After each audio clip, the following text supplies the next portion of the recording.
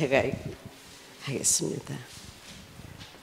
예수께서 예루살렘으로 가실 때 사마리아와 갈릴리 사이로 지나가시다가 한 마을에 들어가시니 나 병환자 10명이 예수를 만나 멀리 서서 소리를 높여 이르시되 예수 선생님이여 우리를 불쌍히 여기소서 하거늘 보시고 이르시되 가서 제사장들에게 너의 몸을 보이라 하셨더니 그들이 가다가 깨끗함을 받은지라.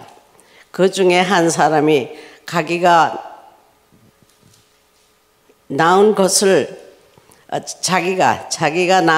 큰 소리로 하나님께 영광을 돌리며 돌아와 예수의 발 아래 엎드려 감사하니 그는 마리아 사람이라. 예수께서 대답하여 이르시되 10사람이 다 깨끗함을 받지 아니하였느냐?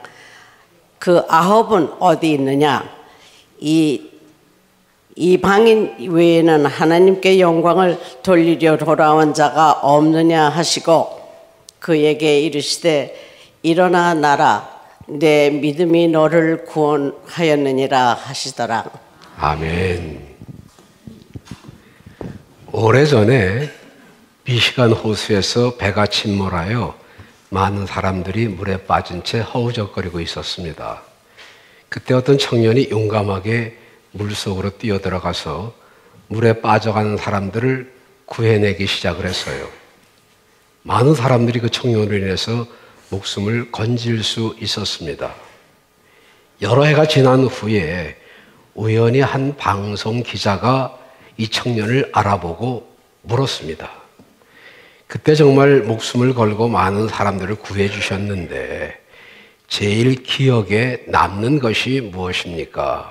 그러자 그 청년이 쓴 웃음을 지으면서 한 사람이라도 더 구하기 위해서 위험을 무릅쓰고 탈진할 때까지 최선을 다했는데 단 한 사람도 고맙다고 인사하는 사람이 없었다는 사실입니다. 라고 대답을 했습니다. 죽을 목숨 구해줬는데 그 여러 명 가운데 한 사람도 고맙다고 인사하는 사람이 없었다. 하려고는 했지만 어떻게 하다가 보니까 기회를 놓쳤다거나 아니면 감사하다고 말을 하고 싶어도 연락할 길이 없어서 하고 싶어도 못했겠지요.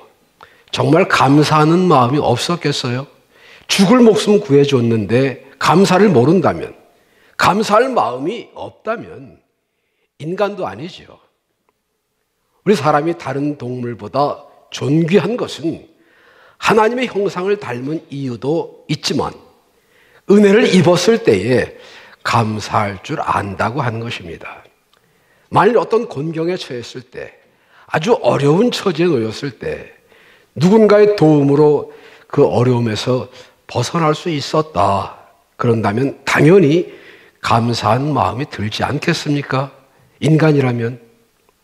그런데 정말 많은 사람들이 예나 지금이나 잘 감사하지 않습니다. 감사할 줄 몰라요. 우리 옆에 계신 분들과 감사합니다. 그리고 인사를 좀 하십시다. 감사합니다. 예.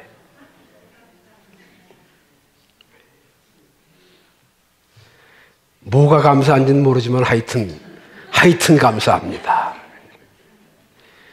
지금 내 곁에 계셔 주셔서 감사합니다.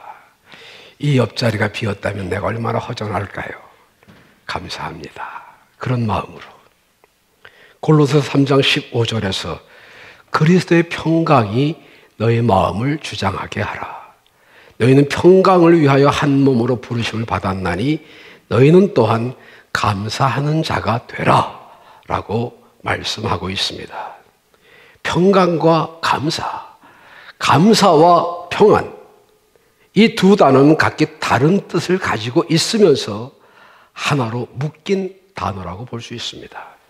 평안하지 못한 데 감사가 나올 수 없고 감사가 없는 곳에 참 평안이 있을 수 없다. 그런 말이에요. 그리스도의 평안이 있을 때에 감사하게 되고 감사하는 마음 속에 그리스도의 평강이 깃든다고 믿으시면 아멘. 오늘 본문 말씀에서는 10사람의 문둥이에 대한 기사를 적고 있습니다. 이야기 자체는 간단해요. 예수님께서 최후의 선교를 위해서 예루살렘 성을 향해 올라가실 때에 사마리아와 갈릴리 사이를 지나가시다가 한 마을에 들어가셨는데 거기에서 예수 선생님이여 우리를 불쌍히 여기소서 하는 소리가 들려왔습니다.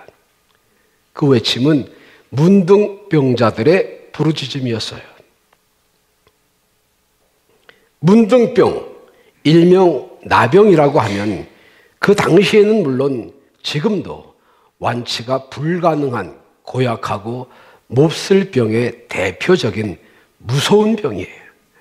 거기다가 전염이 되잖아요.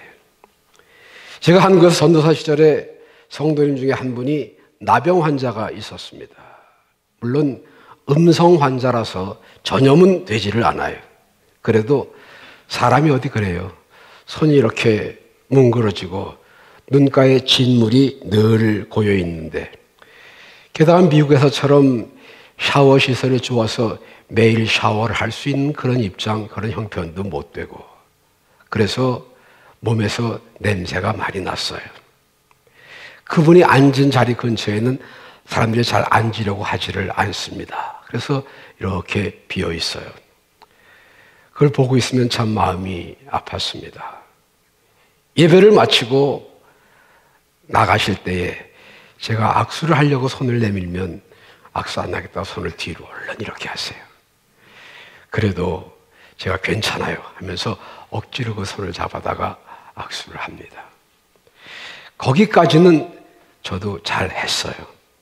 그런데 문제가 그 성도님 가정에 신방을 가면 예배를 드리고 나서 식사나 과일을 대접을 하는데 그냥 주시면 제가 깎아 먹을 수 있는데 그 사과나 배를 꼭 깎아서 주세요. 그러면 그것을 받아 먹으면서 조금 마음이 찜찜해요. 그거 내색하지 않으려고 애를 쓴 기억이 있습니다. 우리나라에 문둥이 시인으로 유명한 한하운 시의 보리필이라고 하는 시가 있습니다. 보리밭이 검푸른 5월 오란 것도 없는 문둥이는 정처 없이 걸어가는 것이었는데 힘이 들어 잠깐 보리밭 귀에 앉아 쉬며 신을 벗는 것이었다. 그럴 때면 마치 작은 돌멩이처럼 신 속에서 굴러 떨어지는 것이 있다. 발에서 떨어져 나간 발가락이다. 이 발가락을 집어들고 한숨 짓고 땅에 묻은 문둥이는 다시 길을 걸어 얼마를 가다가 쉴 때면 구두 속에서 또 한 가락이 떨어진 것이었다. 이런 문둥이가 다음과 같은 시를 쓴 것이다. 아버지가 문둥이 얼씨다. 어머니가 문둥이 얼씨다. 나는 문둥이 새끼 얼씨다. 그러나 나는 문둥이가 아니올시다. 나는 정말로 문둥이가 아닌 성한 사람이 올시다. 이 시에서 문둥이 시인 한하운은 문둥이의 고충과 비애 그리고 성한 사람으로의 복귀에 대한 간절한 열망을 단편적으로 표현하고 있습니다.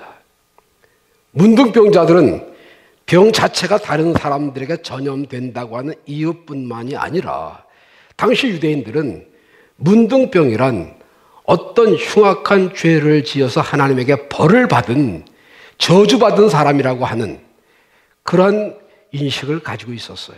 그래서 사회로부터 버림받고 아무도 그들과 가까이 하려고 하지 않아서 이웃에게 외면당하고 따돌림 당해야 하는 이중 삼중의 외로움을 겪는 사람들이었습니다. 당시 사람들은 성 밖 외딴 곳에 문둥이들만 모여 사는 장소를 따로 정해놓고 거기서 나오지 못하게 했어요. 요즘 우리나라의 소록도 같이 시설이 잘 갖추어진 그런 곳이 아니었습니다. 이들이 어쩔 수 없이 그 제한 구역을 나가야 될 때에는 정상적인 사람들이 다니지 않는 밤을 이용하거나 외딴 길을 멀리 돌아서 가야 했고, 만약 사람들이 지나가는 거리를 간다고 하면 다른 사람들과 일정한 거리를 띄워놓고 가는데, 다른 사람들이 모르고 가까이 다가오려고 하면 가까이 오지 마세요. 저주받은 몸입니다. 가까이 오지 마세요. 그렇게 스스로를 외쳐 말을 해야만 됐었어요. 만약 그렇게 말하지 않아서 사람들이 모르고 가까이 왔다가 문둥병자로구나 하는 것을 알게 될 때는 돌을 집어서 던져서 멀리 쫓아내곤 했습니다. 이렇게 답답하고 외롭고 소망 없는 처지에 있던 문둥이 10사람이 예수님에 관한 소문을 듣고 마음과 뜻을 같이 해서 예수님을 기다렸습니다. 그 기다림의 세월이 얼마였는지 성경은 말하고 있지 않아요. 하루였는지 일주일이었는지 아니면 한 달 혹은 그 이상이었는지 알 길이 없어요. 그러나 통행이 쉽지 않은 문둥병자들의 입장에서는 그저 기다리는 길 외에 다른 방법이 없었습니다. 그리고 그 인내와 소망의 결실이 드디어 예수님이 지나가신다고 하는 그 사실을 접하고 이루어지게 됩니다. 병 고침 받아야 되겠다고 하는 그 간절함과 절박함, 그리고 기다리고 기다리던 예수님 드디어 나타나신 데 대한 반가움 때문에 문둥병자들의 소리는 외침이 될 수밖에 없었습니다. 예수여, 우리를 불쌍히 여기소서. 예수님께서 그 소리를 들으시고 걸음을 멈추셨습니다. 그리고는 그들을 향하여 가서 너희 몸을 제사장에게 보이라 라고 말씀하셨어요. 왜 불렀느냐? 용건이 뭐냐? 나를 불러세운 이유가 뭐냐? 묻지 않으셨어요. 저들의 사정과 처지, 저들이 소리쳐 예수를 불러야 했던 그 이유를 우리 주님은 이미 알고 계셨다, 그런 말이에요. 우리 주님은 우리들의 사정도 알고 계십니다. 우리가 주님께 부르짖기만 하면 때로는 우리가 마땅히 빌 바를 알지 못할지라도 성령께서 말할 수 없는 탄식으로 우리를 대신해서 간구해 주시며 응답해 주실 줄로 믿습니다. 여기서 예수님이 너희 몸을 제사장에게 보이라 라고 하신 데에는 물론 뜻이 있습니다. 그 당시에는 일단 문둥병에 걸린 사람, 혹은 내가 문둥병이 아닐까라고 걱정되는 사람은 지금처럼 병원이나 의사를 찾아가는 것이 아니라 제사장에게 찾아갔습니다. 제사장이 나름대로 여러 가지 진단을 한 결과 문둥병이다, 아니다 라고 판정을 해요. 그리고 일단 문둥병이다 라고 하는 제사장의 판정을 받는 사람은 가족, 고향, 친구 다 떠나서 문둥이들이 모여 사는 곳으로 가야만 됐었습니다.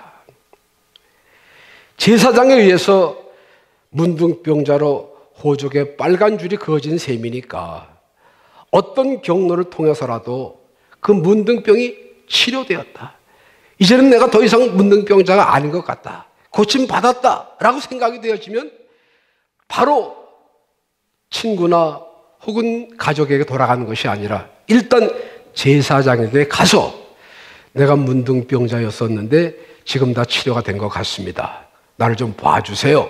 그렇게 해서 제사장이 다 보고 문둥병이 치료가 되었구나 라고 하는 것을 확인하면 문둥병 치료되었다 라고 판정을 내려주면 그제서야 자기 고향이나 혹은 집으로 돌아갈 수가 있었던 것이 당시의 관례였거든요.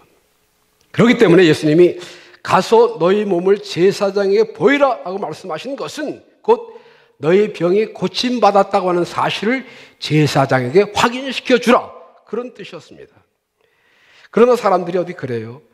제사장에게 가서 보이라 라는 말보다는 보다 직접적인 말, 내 병이 나았다, 내 문둥병 고침받았다, 그리고 그 자리에서 정말 피부가 깨끗하고 맑아지면 병 났구나, 이렇게 되길 바라지 제사장에게 가서 보이라.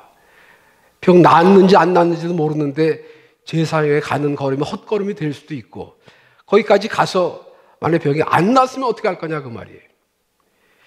그런데 다소 막연한 말씀인 너희 몸을 제사장에게 가서 보이라 라고 하신 말씀대로 의심 없이 제사장에게로 가는 도중에 저들의 몸이 깨끗하게 되었음을 발견하게 된 것이 오늘 말씀의 내용입니다.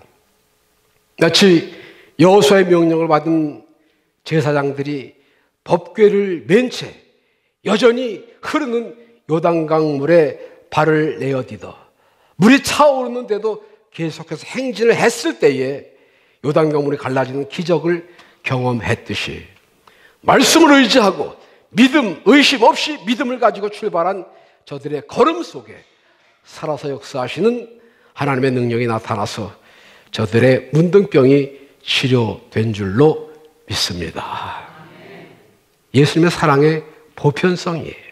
하나님의 사랑 안에는 높은 자나 낮은 자나, 부자나 가난한 자나, 병든 자나 건강한 자의 구별 없이 동일한 은혜가 주어지는 것입니다.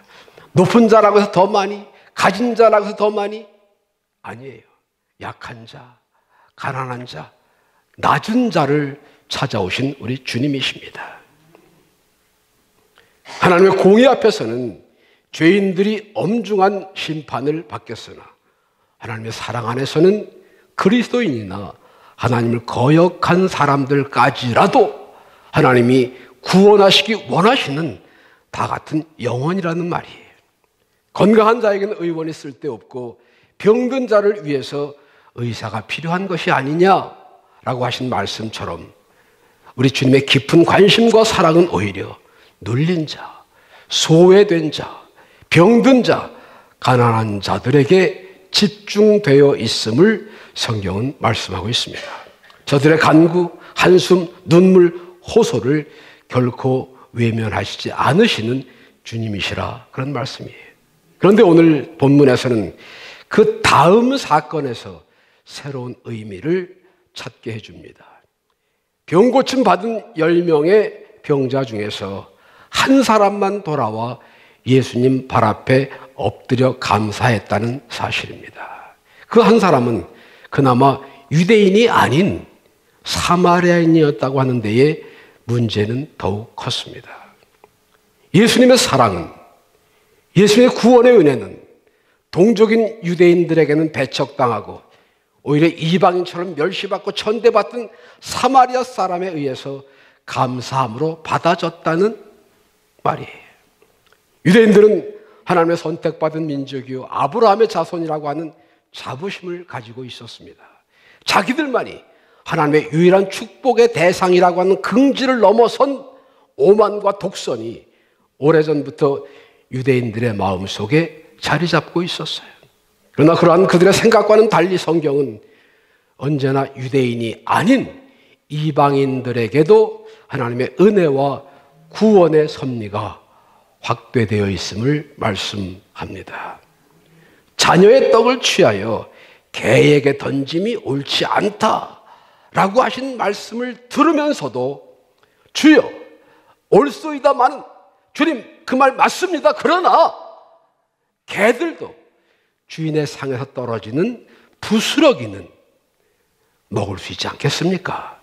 하면서 결사적으로 딸의 병 치료를 위해서 예수님께 매어 달렸던 사람, 하나님을 잘 섬기던 택한 백성 유대인이 아니라 이방 가나안의 수로보니게 여인이었습니다. 당시 사회 제도로 볼 때에 보잘것없는 하인, 그것도 늙고 병들어서 일하지 못할 그런 하인의 병을 고치기 위해서 예수님을 찾아 나왔던 백부장, 그도 유대인이 아니었어요. 이방 로마 사람이었습니다. 그가 유대인이 아닌 것을 아시는 예수님, 유대인들 중에 아무에게도 그런 칭찬을 하신 일이 없었는데 내가 유대인 중에 아무에게서도 이만한 믿음을 만나보지 못했다. 가장 큰 믿음을 소유한 사람이 바로 너로구나 하고 칭찬을 하셨습니다. 여리고를 가다가 강도 만났던 사람의 참 이웃이 되어준 사람, 물론 유대인은 아니었습니다. 제사장도 레위인도 아니고 사마리아 사람이었음을 우리 주님 강조해서 말씀하셨습니다. 다른 9명의 문둥이들이 각기 제 길로 갔을 때 돌아온 한 사람의 사마리아인, 그는 분명 수많은 사람들로부터 참 감사를 했던 산 표본이 되었습니다. 돌아오지 않은 9이 배은망덕하고 감사할 줄 모르는 이기주의자들로 낙인 찍힌 데 반해서 말이에요. 물론 돌아온 사마리아 사람, 그는 은혜를 보답할 줄 아는 감사의 사람이었고 참다운 삶의 완성을 위해 노력한 사람이었고, 그렇기 때문에 칭찬받을 만했고 구원의 은총을 힘입을 수 있었어요. 그러면 그와 상반되는 위치에 있는 9명을 어떻게 보아야 하느냐? 여기서 우리의 신앙적인 해석의 눈은 엄밀한 의미에서 돌아와 감사한 그 한 사람 아니고 돌아오지 않은 9도 아닌 돌아왔을 때에 구원을 허락하시는 그분, 예수님. 아직 돌아오지 않았을 때에도 돌아오기를 기다리시는 주님의 사랑, 거기에 우리의 초점을 맞춰야 할 것입니다. 아버지가 돌아가셔야 받을 수 있는 유산을 미리 받아가지고 집을 나갔던 동생을 기다리는 아버지. 우리 아버지는 왜 저러시는 거야? 못마땅한 눈으로 바라보는 큰아들.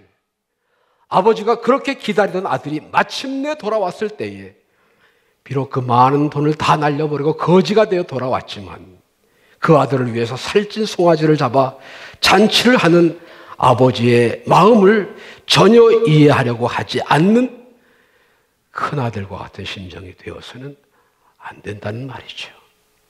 하나님의 택한 백성이라는 외형적인 자부심 때문에 그 속마음은 회칠한 무덤처럼 철저하게 썩어 냄새나던 당시 유대인들과 같이 나도 성경을 알 만큼은 안다고, 나도 교회를 오래 다녔노라고, 나도 기도도 하고 누구보다 열심히 봉사도 했노라고, 나는 저 세리와 같이 죄도 짓지 않았노라고 하는 교만과 허세에 묻혀 참 신앙의 길에서 벗어나 위선과 외식의 탈을 쓰고 돌아오지 않은 9, 우리의 이웃을 손가락질하고 있는 것은 아닌지 자신을 돌아보아야 하겠습니다.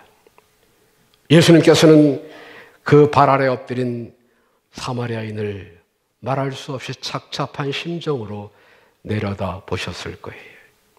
분명 10명이 다 고침을 받았을 터인데 돌아와서 감사하는 이 한 사마리아 사람, 너 하나뿐이구나. 나머지 사람들, 그 9은 어디 있느냐? 예수님께 중요한 것은 돌아온 하나만이 아니었습니다. 돌아오지 않는 9, 어디서 뭘 하는지 모를 그 감사하지 않는 9까지도 중요하게 생각하셨어요. 100마리의 양 가운데 한 마리를 잃었을 때에도 산울가를 찾아 나가 헤매던 목자의 심정을 말씀하셨던 예수님이 100마리 가운데 한 마리가 아닌 10명 중에 9명을 가볍게 생각하셨겠습니까? 그 9은 어디 있느냐 하는 질문은 섭섭함과 괘씸함이 포함된 분노의 질문이 아니라 사랑과 관심의 물음이었습니다. 그 9은 어디 있느냐? 육신의 병 고침으로 다 끝난 것이 아닌데, 저들의 생이 그것으로 다 된 것이 아닌데, 불치의 병이 고쳐진 것만으로 너무나 기쁘고 만족한 나머지 영혼 구원의 기회를 놓쳐버린 저들을 안타깝게 여기시는 주님의 심정이 그 질문 속에 있다고 봐야 할 것입니다. 동시에 우리의 삶의 내용을 한 번쯤 돌이켜 보는 것이 좋겠습니다. 이 병을 어떻게 하면 고침받을 수 있을까?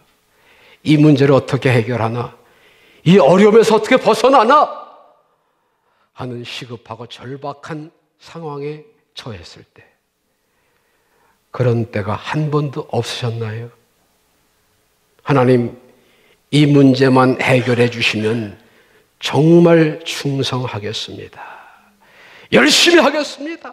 11조도 드리고 주일도 성수하겠습니다. 분명 그렇게 기도했는데 문제가 해결되고 난 후 정말 진정으로 감사하셨던가요? 10명의 문둥병자들, 그 병을 고침받고 싶은 간절한 열망이 있었지만 병을 고칠 방법이 없었어요. 그러다가 예수님의 소문을 들었고 그리고 예수님께 부르짖었어요. 우리를 불쌍히 여기소서. 예수님 저들의 외침을 들으셨고 그 병을 고쳐주셨습니다. 병을 치료받음으로 저들이 예수님께 부르짖었던 예수님에 대한 믿음은 이미 결실을 본 셈이에요. 저들의 목적을 이루었기에 더 이상 예수님과의 어떤 관계가 필요 없어졌어요. 예수님께 문제를 해결받았거든요. 그렇기 때문에 미련 없이 예수님을 떠날 수 있었겠습니다. 우리의 신앙의 바탕이 그 아홉처럼 눈에 보이는 이 세상 일, 육신의 일에만 치우쳐 있다면 단순히 축복받아 잘 먹고 잘 살고 마음 편하게 정신적인 수양 쌓고 문제가 해결되는데 목적을 둔다면 그 목표가 달성되거나 그 목적이 소멸될 때에 그 아홉처럼 다시 돌아오지 않거나 아니면 교회에 나가도 별 수 없더라, 기도도 해봤는데 소용없더라 하는 떱떱한 뒷맛을 남긴 채 쓸쓸히 교회를 등지게 되지 않을까요? 오늘 본문에 기록된 9 문둥이, 그것은 다른 사람 아닌 나 자신의 모습일 수도 있습니다. 육신은 멀쩡해요. 겉보기에는 아무 탈이 없어요. 그러나 그 마음속 깊은 곳, 그 속은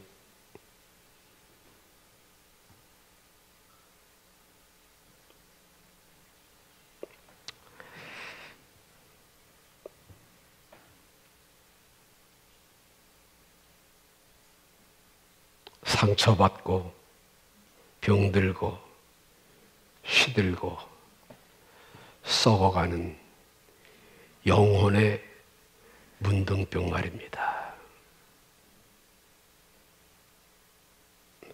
병 고침을 받기 위해서 애타게 부르짖던 문둥이들의 외침 속에서 나의 필요를 깨달을 수 있어야 하겠습니다. 나의 애타는 외침을 들으시고 걸음을 멈추신 주님께서 나의 기도를 들어주셔서 문제가 해결되었을 때에 갑자기 할 일이 많아져서 가족도 만나야 되고 평소에 가보고 싶은데 못 가본 곳도 가봐야 되고 친구도 만나야 되고 해야 할 일인데 그것도 좀 해야 되겠고, 그래서 다시는 돌아오지 않는 그 9 중에 나도 끼어있는 것은 아닌지, 아니면 이 자리에 나와 있기는 한데 정말 돌아온 사마리아 사람처럼 참 감사하는 마음가짐으로 진정 영혼의 구원을 이루었는지 자신에게 스스로 질문하는 기회가 되시기를 바랍니다. 뿐만 아니라 100마리의 양 중에 1마리가 없어졌을 때에 99마리의 양을 우리 안에 둔 채 어두운 밤 길가 산울가로 다니며 이런 양을 찾아 나섰던 목자처럼 그 9은 어디 있느냐 하시는 주님의 안타까운 음성을 듣고 돌아오지 않는 9을 내가 찾아 나서야 되겠다 라고 하는 결단의 시간이 되시기를 바랍니다. 하나님의 은혜로 구원받고 교회 다니기 시작한 지 벌써 수년이 지났습니다. 5년, 10년, 20년, 30년. 그동안 변치 않고 교회 출석 잘하고 주일 잘 지켰습니다. 봉사도 했어요. 헌금도 했습니다. 참 잘하셨습니다. 그러나 그것이 우리가 할 수 있는, 해야 하는 전부일까요? 우리 교회 금년 표어가 주님의 사명을 감당하는 교회입니다. 다 같이 한 목소리를 해보실까요? 주님의 사명을 감당하는 교회. 한 번 더. 주님의 사명을 감당하는 교회. 주님께서 우리에게 어떤 사명을 맡기셨을까요? 우리가 감당해야 할 사명이라는 것이 과연 무엇일까요? 우리 교회 친교실 문 앞에 전도 1인이라고 하는 배너가 붙어 있습니다. 한 사람이 한 사람씩, 그런 뜻입니다. 매주 친교실에서 식사는 하시는데 그 배너의 내용은 별로 신경 쓰지 않는 것 같습니다.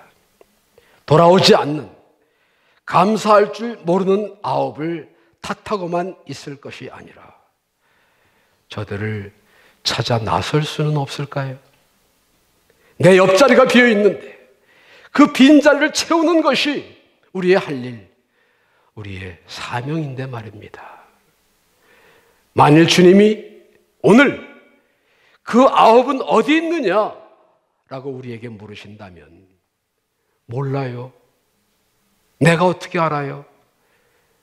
내가 내 동생을 지키는 자니까 그렇게 대답할 수는 없잖아요.